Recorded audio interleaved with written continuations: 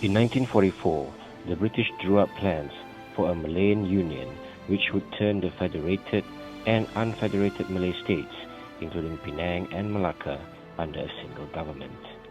There was, however, strong opposition from the Malays because the British decided to give equal rights to people who wished to apply for citizenship. Not only that, the British also demanded the reduction of the powers of the Malay rulers.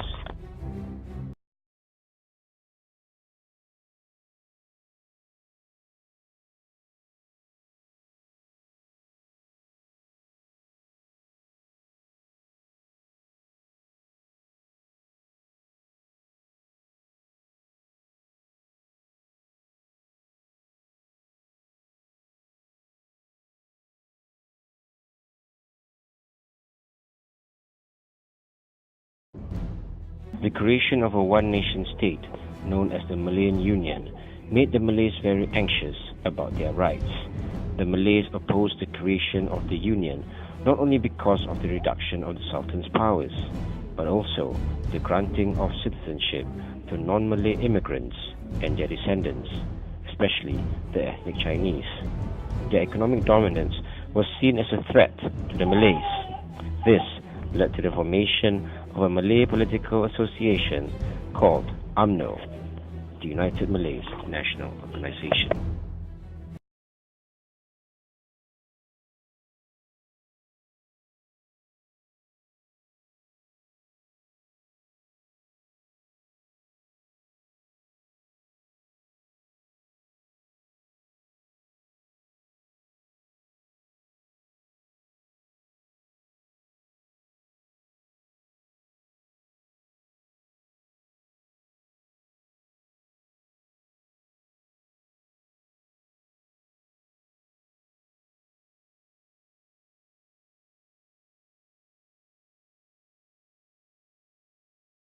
UMNO, founded on the 1st of March 1946 by Dr. On bin Jaafar, started their resistance of the Union by not attending the installation ceremonies of the British governors.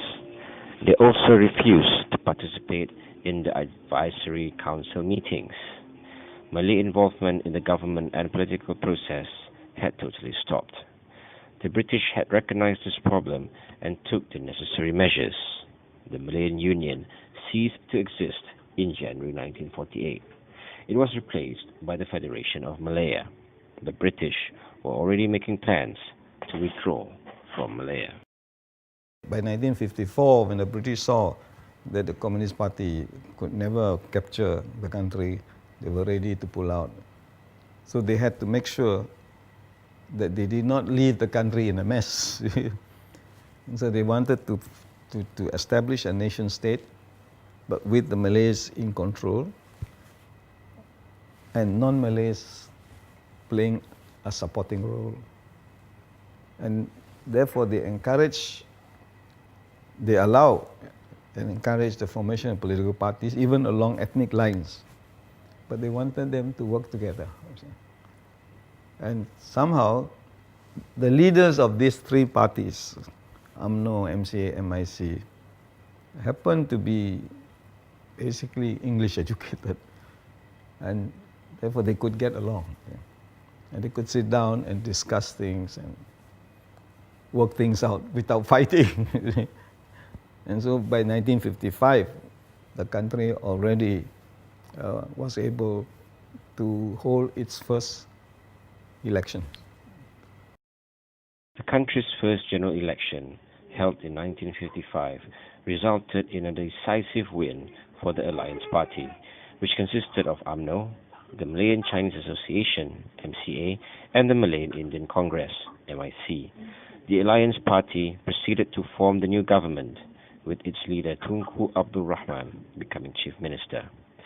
This resounding victory for the alliance was testament that unity amongst the races was the foundation for successful nation building. This paved the way for democracy in Malaysia. Always opted for democracy. There was no doubt about that.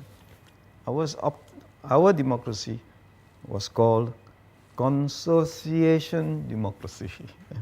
consociation democracy meant it was a democracy achieved not by the people as a whole, only by the leaders of these people.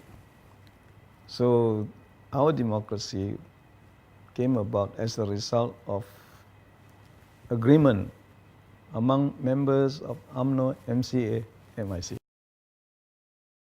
This agreement between the three main political parties would continue to play a vital role in safeguarding the nation's development.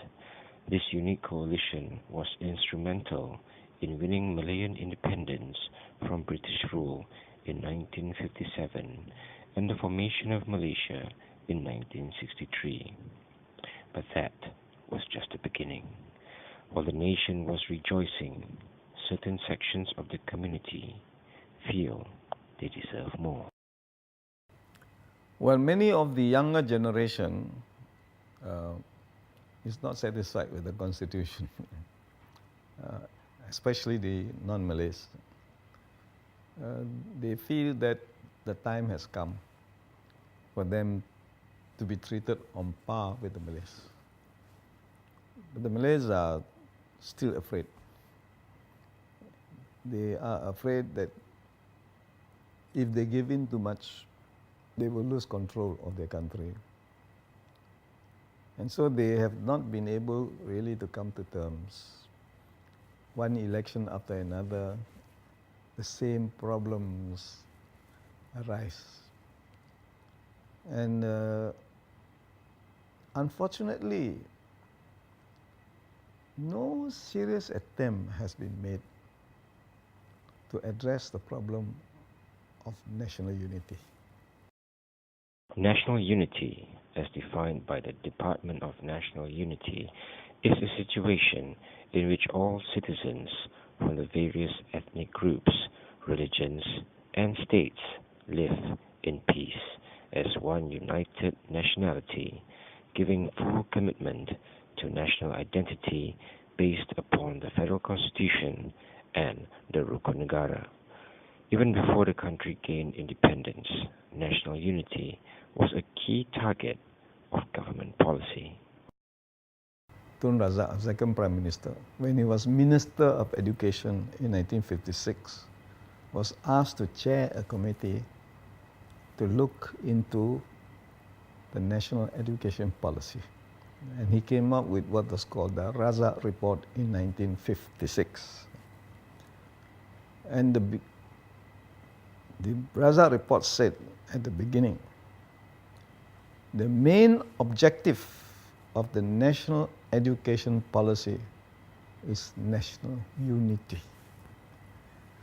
But since then, no school has ever made national unity the main aspect of education. Today, our education is reduced to a race to obtain as many A's as possible in public examinations. And I find the children all very ignorant of Malaysia. Tagore said in 1927, to build a nation, first build a school. But our schools are not contributing towards nation building. The children, as I said, don't even know the history of the schools that they are studying in. What more the city or the town and the country. And our country is such a complex country, made even more complex in 1963 when Sabah and Sarawak joined the peninsula. The complexity of the nation's history and identity is what makes the country unique in many ways. However, the idea and concept of national unity must be instilled in the minds of the young ones so that they fully understand and appreciate the intricacies of this beloved nation.